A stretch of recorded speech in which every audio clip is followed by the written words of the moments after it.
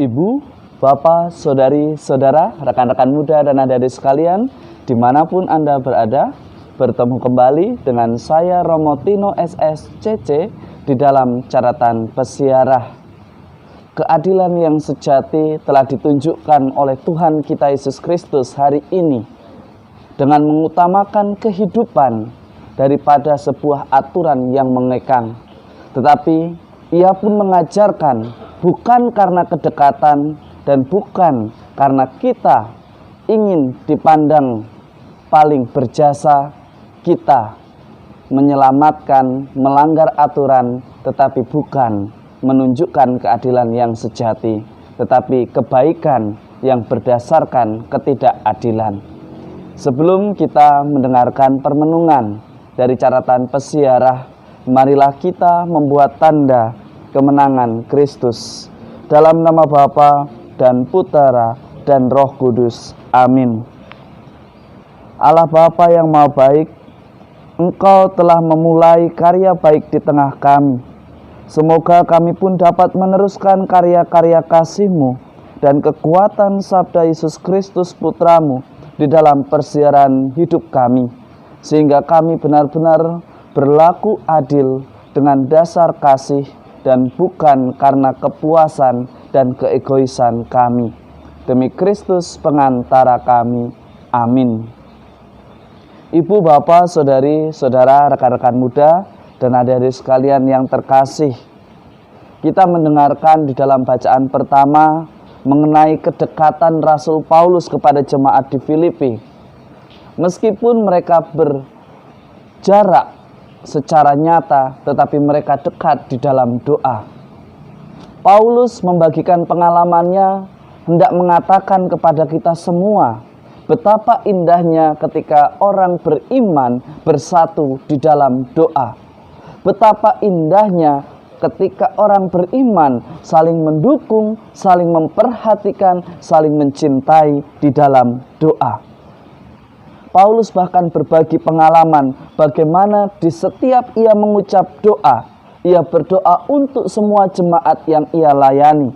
Secara khusus pada hari ini, ia mendoakan jemaat yang ada di Filipi. Dia selalu memulai karya baiknya dengan sebuah doa dan ketulusan serta kepasrahan kepada Tuhan, Sang Pencipta, Sang Pemilik kehidupan di dalam persiaran hidup kita. Sungguh amat sangat menarik untuk kita renungkan. Apakah kita sudah mendoakan pasangan hidup kita yang bekerja? Apakah kita mendoakan anak-anak kita yang sedang belajar? Apakah kita mendoakan anak-anak kita yang di tanah rantau mencari nafkah untuk kehidupan keluarga kita? Apakah kita juga mengingat mereka di dalam doa, orang tua yang telah membanting tulang mencari uang demi kehidupan kita, demi sekolah kita yang nyaman, demi belajar kita yang lebih membahagiakan. Ibu, Bapak, Saudari, Saudara, rekan-rekan muda dan adik-adik sekalian, penting untuk kita hidupi, penting untuk kita pahami bahwa di dalam kehidupan kita mesti melibatkan Tuhan dan mempersatukan diri kita di dalam doa, sehingga kita saling mendukung, saling dikuatkan, dan kita pun akan menemukan sukacita karena kita saling memperhatikan di dalam doa. Di dalam Injil hari ini sangat menarik untuk kita renungkan dan kita refleksikan. Apa yang menarik? Yang menarik ialah bagaimana tindakan Yesus ketika bertanya, bolehkah aku menyembuhkan orang yang sakit pada hari Sabat? Dia memberikan contoh, jika lembumu masuk ke dalam sumur, bukankah engkau pun akan segera menyelamatkan lembu itu, meskipun itu adalah hari Sabat? Yesus mau mengatakan, kita boleh berbuat kebaikan, kita boleh memperjuangkan hidup seseorang meskipun melanggar. Tetapi bukan berarti kita tidak menghargai, bukan berarti kita tidak mengindahkan pentingnya aturan di dalam hidup kita. Yesus menunjukkan keadilan yang sejati. Ia memperjuangkan hidup seseorang. Ia membebaskan seseorang dari sakitnya. Ia menyelamatkan, Ia menyembuhkan, Ia membebaskan bukan karena sebuah kedekatan, bukan juga sebuah egoisme, hanya ingin ditunjuk paling berjasa.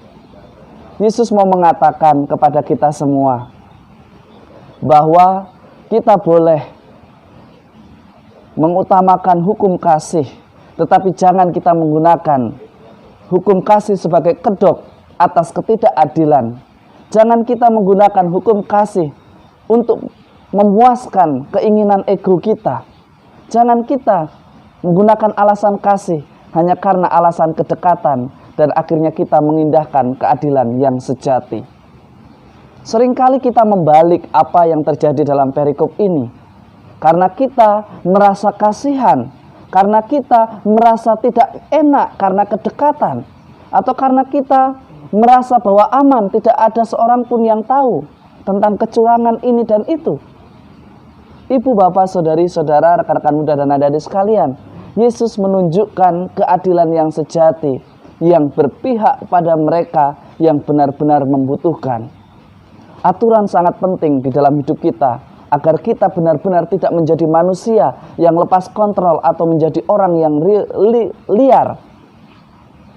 Kita diingatkan bagaimana menjadi orang beriman berarti harus bertindak bijaksana, tidak menjadi manusia yang liar yang hanya mengejar sebuah kehormatan. Yesus sama sekali tidak mengejar sebuah kehormatan. Ia hanya menunjukkan betapa pentingnya nilai keluhuran hidup manusia. Betapa pentingnya kita mendasarkan hidup pada kasih Tuhan Sang Pencipta kita. Semoga berkat Tuhan selalu melindungi dan berkati kita semua. Dalam nama Bapa dan Putera dan Roh Kudus. Amin. Aturan di dalam hidup mestinya menjadikan kita menjadi manusia yang lebih teratur. Tetapi juga aturan tidak menjadi penghalang manusia untuk hidup dengan sehat, bebas. Tetapi bukan berarti atas dasar kasih kita justru menunjukkan ketidakadilan hanya karena merasa dekat, merasa tidak enak, atau merasa paling berjasa. Semoga pengalaman ini menjadikan kita menjadi orang yang beriman bijaksana di dalam persiaran hidup kita. Selamat beraktivitas, Tuhan memberkati kita semua. Amin.